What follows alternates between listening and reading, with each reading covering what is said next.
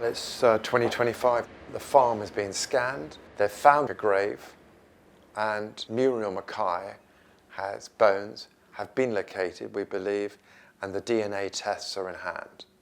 That is the headline I'd like out there, and the only thing stopping us is access to a small patch of land in Hertfordshire where the police have been unable to use any modern technology or find any modern technology because they don't have it, they don't have access to it, all the knowledge to do it.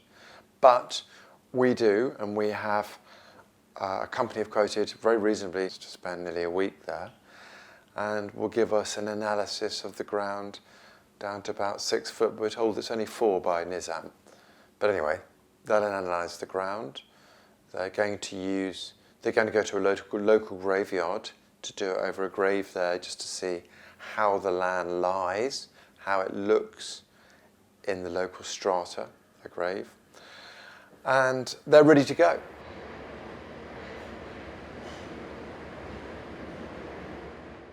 So November 21, my grandmother's kidnapper admitted culpability, admitted where she was, where he left her, where he buried her, and we still haven't got her. Nizam needs to be at the farm, not in California, Trinidad. He needs to be in Stocking Pelham, as he's offered to be. He needs to be where he buried my grandmother. He needs to be where he saw her last time. This is a murderer, a man who took a woman from outside her house as she came back from the dentist and took her prisoner, held her hostage, and took away her liberty, and she died in his presence. He saw her. Adam, Arthur, Nizam were the last people to see my grandmother alive. And the one who's alive, Nizam, wants to give her back. Give her back, come on. There's nothing to give back, but there is closure. There's no reason, it's very easy to discount someone when he's still saying the same thing each time. He's not saying it's behind a hedge, he's not saying it's on the common, he's not saying my grandmother's in the river, he's saying she's always by the muck heap. So he's consistent. He's offered to come and show us where she is. Look. It's the strongest lead, it's the only lead, it's the only time he's ever talked in 54 years, he's talking now. If you didn't take it seriously, if you didn't believe him, you'll only find out.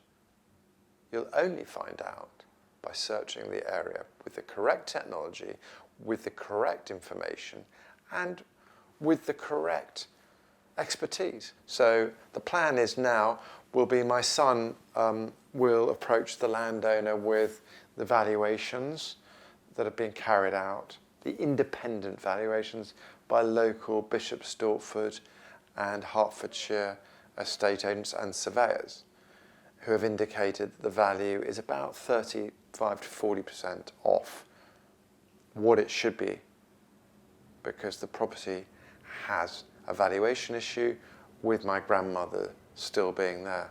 He'll also explain that, I'm hoping, to Mr. Marsh and offer him the idea of a scan over this entire 1.5 acre, dare I say, area that will take up the entire muck heap. And we've also approached litigation funders, which we're hoping to engage once shortly, on the basis that once we have achieved access to the farm, located her, pulled her out of there, handed her over to the coroner, then we would look sadly towards now claiming against the Met, because my family, my uncle, mother, and by very virtue her sister, have been traumatised by these events and had 3.5 years of their life taken away by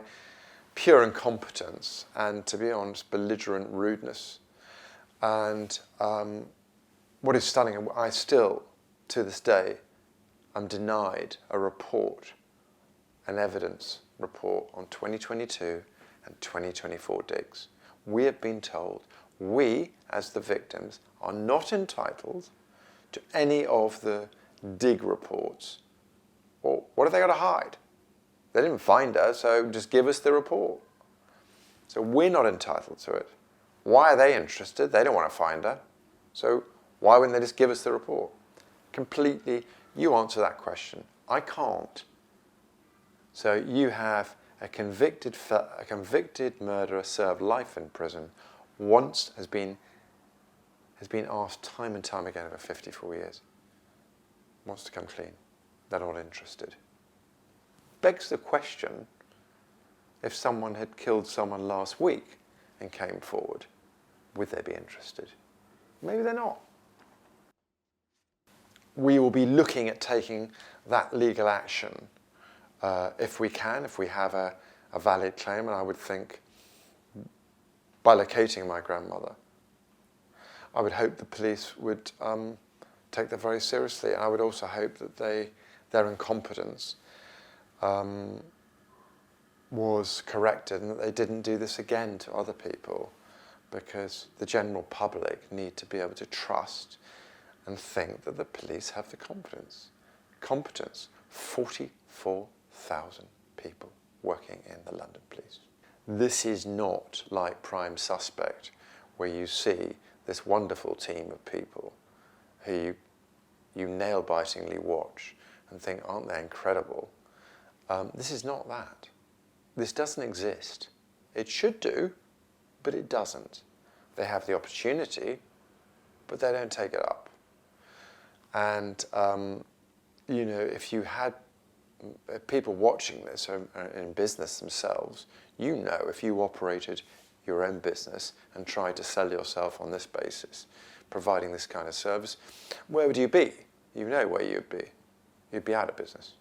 At the moment, we're in a terrible situation. We have a kidnapper who's screaming, I want to tell the truth. I've been asked to tell the truth for 54 years. Why does no one listen to me? We know where he says she is, and we haven't looked properly. We're in the same situation as we were this time last year. Without seeming, this is a comedy of errors. It is one of the worst black comedies you've ever seen. I actually feel, saying this, like a complete comedian, because it is a comedy. Anyone watching it will say, well, why don't you just go there and pick her up? It is what you think should happen. But it isn't that simple. Because if you get a plumber in to fix your broken pipe, and he isn't a plumber, he might fix it with chewing gum. An hour later, it'll be leaking. And that is the problem here. These guys didn't know what they were doing, do not know what they were doing, and don't even want to try and learn how to do it. Well, it's beyond me. It's beyond anyone listening. This doesn't make sense. I can't make sense of it, nor can you. But in reality, we need to now park that. We'll come back to that. What we need to do is get there, do the scan, have Nizam there. Then if Nizam wants to come over, I hope he does. I hope he pops around when we're there doing the scan. And we can just knock this all on the head. Everyone can walk away saying, right, we've done everything. We either find her or we don't. But then at least we've done everything that we should do, that the family believe should be done, that Nizam thinks should be done. So Nizam and the family are sitting on one side of the fence. Everyone else is on the other side of the fence. Everyone else should be on our side of the fence. We should just be doing this together. Let's see how many people are currently affected. The McKay family, the extended McKay family, the Marsh family, by very virtue of the problem being at their home, their family home, and no doubt all their relations. And no doubt also the intended kidnapped family. Everybody's lives were affected by this. And by very virtue of that, everybody's sitting on the sidelines thinking, we can't just leave it as this mystery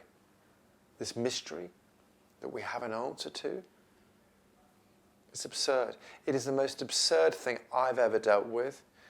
And I myself, and I think those watching, have have never been involved in something where you have such a strong lead and yet you can't do the blatantly, bleedingly obvious, which is check properly an acre and a half of land. And one begs the question, why?